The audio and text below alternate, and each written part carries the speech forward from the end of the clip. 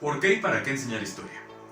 Es común relacionar a la materia de historia como un conjunto de conocimientos definidos, lo cual es erróneo, puesto que es un conocimiento en constante renovación, que involucra diferentes perspectivas y abarca todo lo que ha acontecido hasta nuestros días.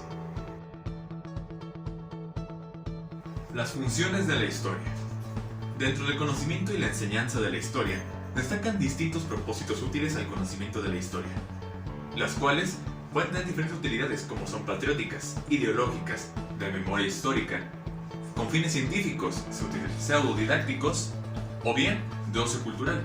Sin embargo, principalmente, y como todos nos relacionamos con la historia, es en la materia de la educación. Todas y cada una de sus funciones son indispensables en demostrar cuán importante es el conocimiento histórico, ya que este inclusive puede ser utilizado con fines políticos, siendo el caso de las funciones de propaganda y funciones patrióticas. Es importante resaltar que la historia tiene 4 elementos que destacan en su enseñanza y aprendizaje, para que ésta tenga un propósito claro y directo en los estudiantes. Estos 4 elementos son: facilitar la comprensión del presente, contribuir a desarrollar facultades intelectuales, adquirir una sensibilidad social, estética y científica ante las circunstancias, enriquecer el conocimiento en otros temas y estimular sus conexiones entre estos. Durante los primeros 4 o 5 años, al igual que de los 10 a los 12, se establecen los procesos de aprendizaje más importantes. Por ende, es necesario estimular la capacidad de apreciación y comprensión en base a los conocimientos que se imparten en historia durante la etapa de primaria.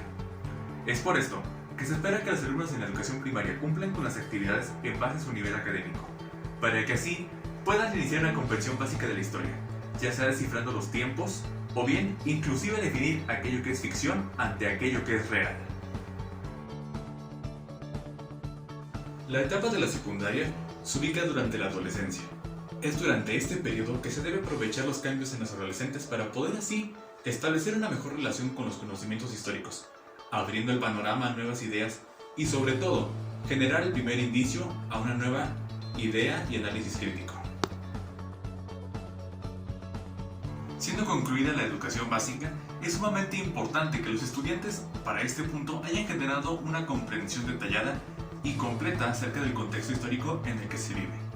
También se busca estimular la participación activa en áreas como son opiniones en cuestiones de política, de desarrollo social, o bien que tengan una conciencia con respecto a todo lo que ha acontecido hasta este momento en la historia.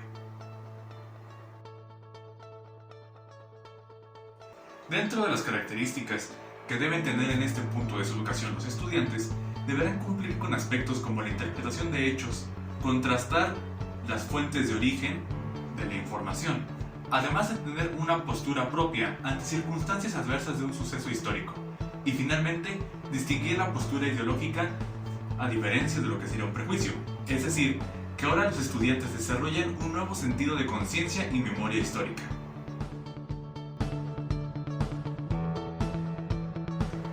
Los puntos de vista de la educación en historia deberían proponer un método de enseñanza con contenidos que involucren una postura neutral, para que las capacidades que ya han sido adquiridas puedan resultar de utilidad en la educación posterior a básica o bien en la vida diaria.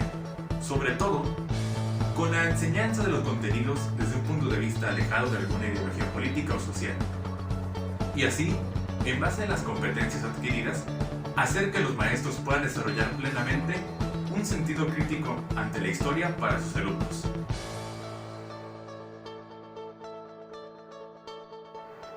Lo más importante para la selección de temas es que estos deben incluir ciertas características en particular, las cuales son temas que incorporen elementos para el estudio y la cronología del tiempo histórico. Número 2. Acontecimientos y sus estudios con respecto a los personajes y hechos significativos de la historia. Número 3. Temas que planteen ideas de cambios y continuidad en el devenir histórico. Número 4. Que versen sobre la explicación multicasual de los hechos del pasado. Número 5. Trabajos que dejen la patente y la complejidad sobre cualquier trabajo profesional. Número 6. Los estudios deben promover el conocimiento de lugares en paralelo, es decir, conocer los paralelismos de la historia en un lugar y otro. Y estas fueron algunas de las características de por qué y para qué es importante enseñar historia. Muchas gracias.